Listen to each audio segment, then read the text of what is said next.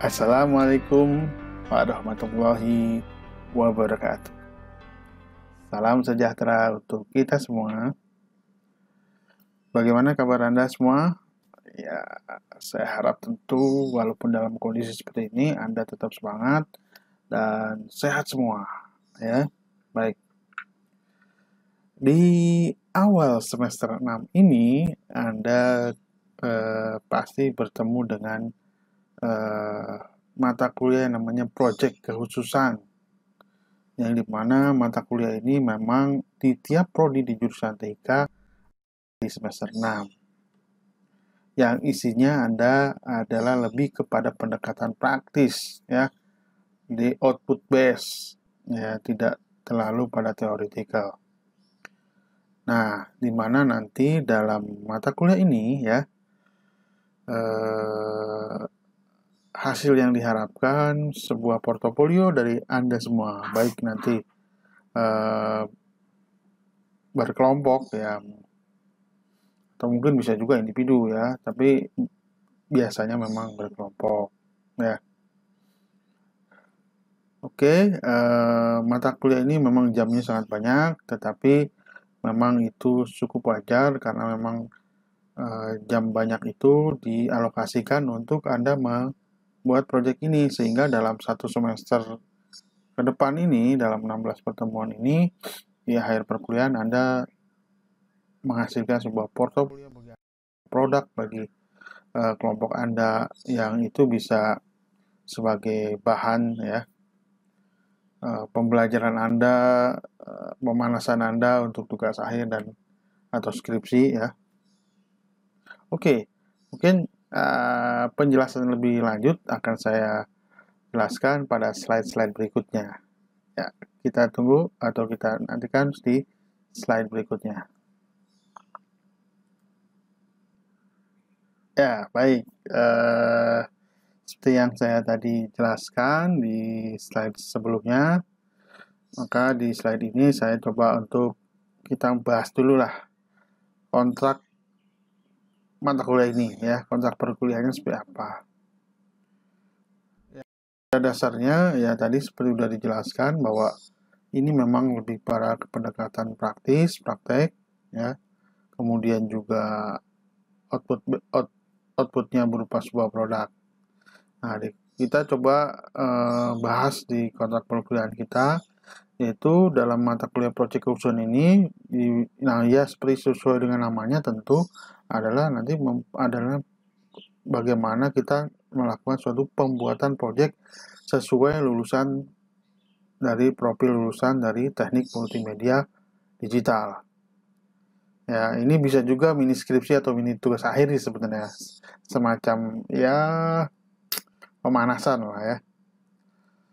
Ya, Anda mungkin masih ingat profil lulusan teknik multimedia digital? Ada yang masih ingat? Harusnya Anda ingat. Ini di awal Anda masuk semester 1 itu, selain visi misi program studi juga Anda harus ingat profil lulusan. Jadi arahnya Anda kemana itu bisa fokus harusnya. Baik, masih ada yang ingat? Siapa yang masih ingat di sana? Ya, atau yang di sini bisa ingat? Masih ingat nggak? Ya, betul. Salah satunya adalah multimedia developer, betul, ya. Mungkin awal-awal ada pernah melihat multimedia authoring spesialis atau multimedia developer. Kita samakan saja, kita satukan menjadi yang lebih simpel, yaitu multimedia developer. Itu yang pertama. Ada dua lagi, masih ada dua lagi, ya. Ada yang masih ingat nggak? Dua lagi apa? Mata kuliahnya juga ada yang menunjang profil-profil ini, pasti ada. Siapa yang ingat? Betul, Anda animator, ya. Animator. Berarti sekarang tinggal satu lagi. Apa satu lagi? Ini masa sih nggak ada yang ingat? Halo, Gamer Mania. Gamer Mania langsung menjawab, game developer. Betul, ya, game developer. Jadi kita profil lulusan TMD ada multimedia developer, animator, dan game developer.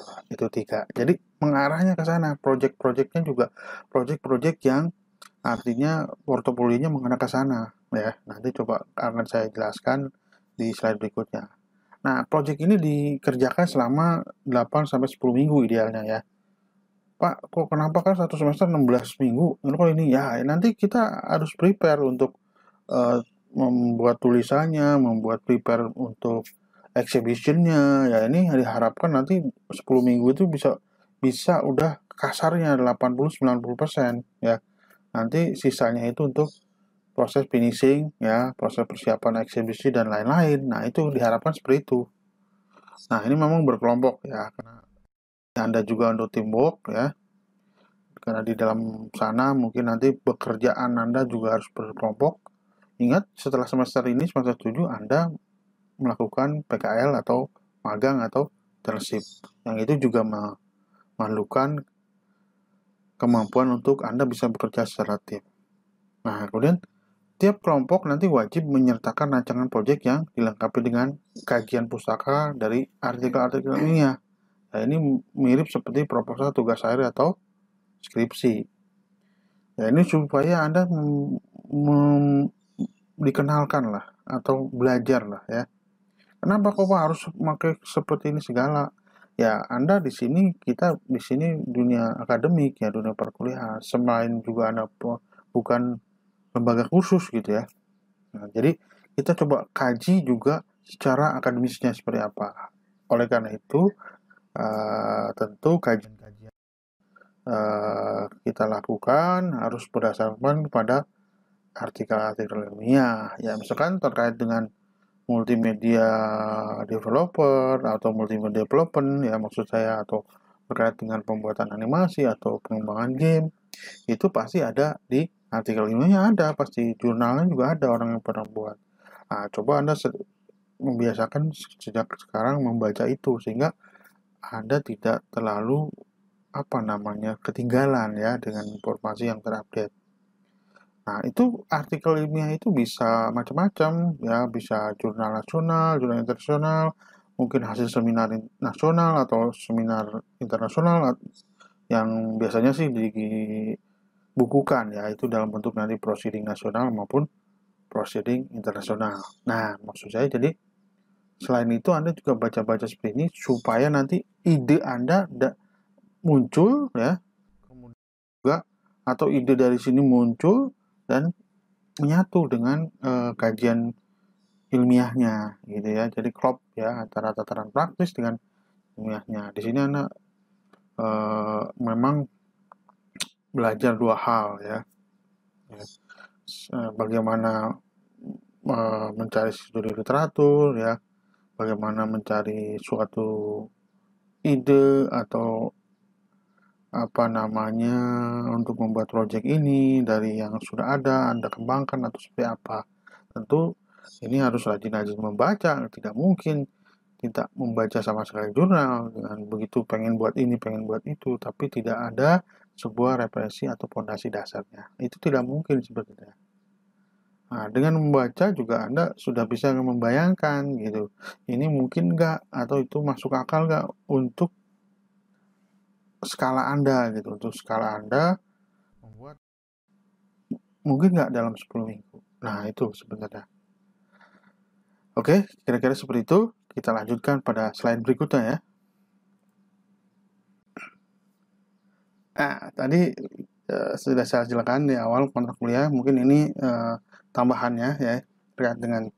Jadi tadi seperti yang tadi, kenapa Anda harus baca jurnal atau Anda menemukan ide di proceeding atau artikel-artikel ilmiah lain ya. Jadi karena nanti juga selain produknya Anda harus membuat laporannya ya. Jadi proyek itu dilengkapi dengan laporannya untuk tentunya untuk tiap kelompok ya. Nanti berbagi tugas saja di tim anggota itu, sehingga ini juga nanti formatnya seperti apa itu bisa menyesuaikan dengan laporan tugas atau laporan skripsi lah kita sekarang istilahnya ya, laporan skripsi. Kemudian laporan yang tadi itu ya untuk mata kuliah ini, proyek keusahaan ini dilengkapi dengan dokumentasi proyeknya ya, yang sesuai dengan lengkap, ada logbooknya ya. Nah, jadi setiap kelompok wajib menyertakan logbook dari minggu ke minggu, jadi dari tiap pertemuan ke pertemuan. Jadi jangan merasa ini proyek keusahaan dosennya juga nggak memberikan materi yang spesifik atau yang tetap ya, karena memang berbeda-beda tiap kelompok kan nanti ada berbeda-beda, tidak seragam gitu, maksudnya tidak bikin game semua ya, mesti harus berbeda ya. Nanti bervariasi gitu ya, nggak dalam satu kelas bikin animasi semua, mungkin ada yang bikin animasi, ada yang bikin game ya, seperti itu. Nanti kita lihat di slide-slide sebelumnya. Jadi ini perlu dibuat logbooknya, setiap minggu tuh ngapain. Ada 6 jam besar jamnya itu karena memang untuk membuat project gitu ya, bukan berarti wah ini lumayan nih 6 jam bisa dosen pengampunya cuma ngisi materi cuma 1 jam aja. Nah justru sebenarnya yang 5 jamnya itu buat Anda mengerjakan ya. Kemudian hasil project bisa dipresentasikan atau didemokan biasanya di minggu ke-15 dan ke-16. Ini sebagai ekuivalensinya daripada ujian akhir semester. Artinya jadi pengganti ujian akhir semester untuk mata kuliah project adalah presentasi atau bisa juga dalam eksibisi ya. Eksibisi itu pameran. Oke, kita lihat ke slide berikutnya. Baik ya. Topik project seperti apa aja ya. Topik project ya yang diperbolehkan dalam project kekhususan multimedia ini adalah ya seperti di sini, ada digital media, ada games, ada animasi, ada VR. Karena kita harus merujuk tadi profil lulusan ya, yang 3 tadi. Saya ingat multimedia developer, animator, dan game developer. Jadi produknya menuju ke sana. Yang pertama misalkan digital media. Ini memang luas sekali cakupannya ya, digital media itu. Mulai dari MoGraph, mulai dari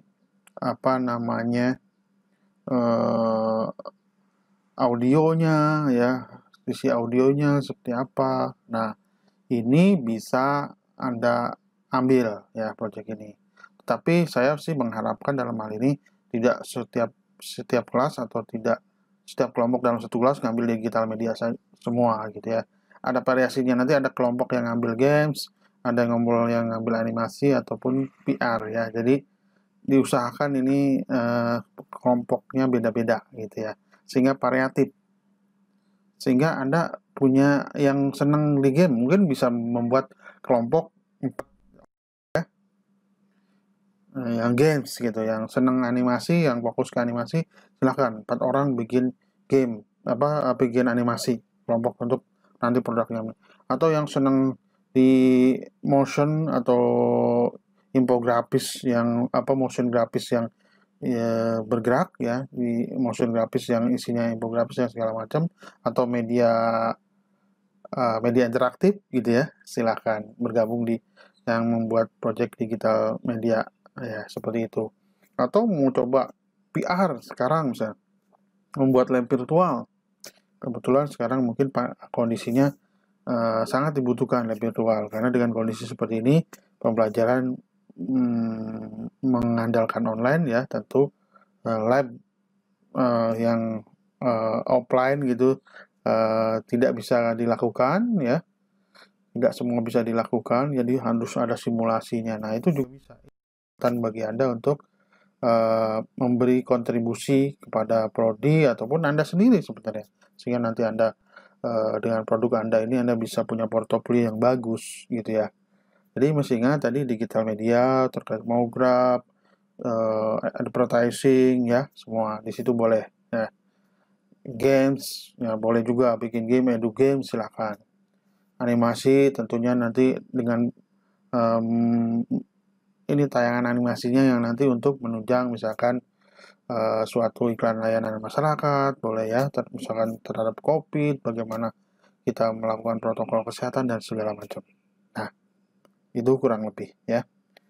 Nah jadi kalau kita lihat di sini memang sudah sesuai dengan profil lulusan daripada prodi kita TMD. Jadi harus dalam skup ini, ruang lingkup ini, tidak diperkenankan di luar. Misalnya, Pak, saya bikin aplikasi database kepegawaian, ya Anda tidak nyambung dengan profil lulusan Anda, maka mohon maaf kalau nanti misalkan itu ditolak ya. Baik, oke, selanjutnya paparan saya tadi terkait bagaimana mekanisme hari per hari atau minggu per minggu ya, bagaimana pelaporannya dan segala macam. Nah, kita coba bahas di slide berikutnya ya. Nah, ini kalau Anda lihat di sebelah sini, ini ada format logbooknya yang simpel, mungkin bisa juga diberikan tambahan ya silakan aja, tapi minimal ada seperti ini ya. Jadi ada nomornya, tanggalnya kapan, tiap minggu tentunya harus ada sebuah catatan yang masuk karena per minggu itu harus ada progres Anda ya. Catatkan kemajuannya, penanggung jawab kelompoknya siapa ya. Di sini juga harus, atau kalau Anda membagi tugas ya, satu kelompok ada 4 orang misalnya, untuk memproses audionya apa, untuk membuat aset 3D-nya siapa. Nah, itu tanggung jawabnya di situ berarti ya, kelompoknya seperti itu. Jadi ini format sederhananya sih seperti ini ya. Jadi tiap minggu Anda harus membuat ini dan bisa dilaporkan ke dosen pengampu mata kuliah proyek kekhususan ini ya. Seperti itu ya. Mungkin ini dari minggu awal sudah mulai dibuat ya. Misalkan pertama mencari ide dan topik yang nggak apa-apa gitu. Di minggu pertama seperti itu. Nanti dikonsultasikan dosen dengan dosen pengampunya juga bisa ya. Baik, kurang lebih sih seperti itu. Nah, nanti selanjutnya apa di sini ya? Tentu nanti juga saya akan sampaikan mengenai penilaiannya seperti apa di slide berikutnya. Nah, sekarang kita bahas masalah penilaian. Ini tentu penting. Anda sudah bikin segala macam, nanti bagaimana penilaiannya, bagaimana yang terbaik. Nah, di samping hasil aplikasi atau sistem yang Anda buat ya, memberikan 40% dari total penilaian, Anda jangan sampai lupa ada komponen-komponen lain, yaitu bagaimana Anda bisa membuat laporannya atau dokumentasi proyeknya ya, seperti ini. Itu 30%. Logbooknya, aktivitasnya, tiap minggunya seperti apa. Jangan-jangan Anda mau kebut di terakhir aja. Sebenarnya leha-leha di awal gitu, tenang masih banyak waktu, 10 minggu segala macam. Itu tidak bagus seperti itu ya. Nah, karena di sini juga ada activities yang akan kita coba pantau, kita monitoring per minggunya seperti apa. Anda punya progres seperti apa ya. Jadi manfaatkan itu waktu yang 6 jam. Jangan 6 jam itu terbuang percuma. Jadi kalau memang waktunya plot jadwal mata kuliah proyek kekhususan, pakai itu ya. Jangan ini proyek kekhususan kan kosong, cuma 1 jam aja dosennya ngasih materi atau segala macam ya. Ya udahlah selesai gitu. Proyek kekhususan cuma 1 jam sebenarnya. Bukan seperti itu. Itu kesalahan yang terjadi pada mahasiswa-mahasiswa sebelumnya ya. Jadi itu memang sengaja dibuat untuk pengerjaannya ya. Kalaupun Anda online seperti itu, tetap dikerjakan pada jam perkuliahan itu. Insya Allah Anda tidak akan berat di akhir yang ngebut semalam dan segala macam ya. Jadi ini komponen-komponennya. Oke. Kurang lebih seperti itu ya. Nah, ini Anda ya, ada lihat di sini udah mulai, waduh, udah pertama-tama langsung tugas gitu. Ya sebenarnya ini memang seperti itu, mata kuliah ini akan tiap minggu ada tugas. Tugasnya ya tadi nyicil project.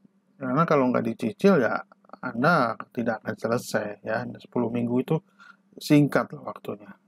Jadi tugas pertama Anda adalah dalam minggu ini adalah ya tadi buat kelompok ya, buat kelompok, anggota kelompoknya apa. Anda bisa bagi kelompok berdasarkan peminatan, misalnya yang minat ke animasi siapa, yang minat ke game siapa, yang minat ke digital media siapa, bisa, atau yang minat di PR siapa, silahkan. Atau ya sudahlah, pokoknya kita bikin per kosan aja atau yang dekat, nanti kita tentukan mau ngambil digital media kah, mau ngambil games kah, mau ngambil animasi kah, ya sebenarnya itu teknis sekali ya. Saya sebagai dosen pengampunya bisa menyerahkan ke Anda, dan itu Anda belajar menjadi orang dewasa lah ya, nggak semua harus ditunjuk-tunjuk begitulah ya. Nah, selanjutnya ya tentukan topik tadi ya. Topik tadi tentu dengan tidak asal, tidak dengan asal, oh, saya pengen ini, tanpa Anda misalkan membaca ya kajian pustakanya seperti apa, kalau topik animasi ini ada yang pernah bikin seperti apa, saya mau agak bedanya di mana gitu, atau saya mau menambahkan seperti apa, menyempurnakannya seperti apa. Nah, itu yang perlu ya, yang Anda perlu lakukan di minggu-minggu awal ini ya. Jangan sampai ini mendelay, udah mau pertengahan semester baru, iya saya mau bikin ini ya. Orang-orang sudah bikin sampai mana gitu, Anda masih menentukan topik aja, itu jangan sampai. Nah, jadi ini sebenarnya buat di pertama itu jadi bikin semacam proposal project ya. Kalau anak-anak skripsi nanti semester 8 Anda buat proposal skripsi, ini mirip-mirip lah ya, 11-12 lah ya. Ini mungkin 11-nya gitu ya, pemanasannya gitu ya. Yang isinya kayak bab 1 skripsi ya. Jadi bersih judul apa, latar belakang permasalahannya apa sih? Sehingga Anda perlu membuat ini, ada masalah apa sih? Sehingga Anda membuat ini sebagai suatu alternatif solusi gitu untuk menyelesaikan, atau ya paling nggak untuk pendekatan penyelesaian masalah ini gitu ya, latar belakang ini.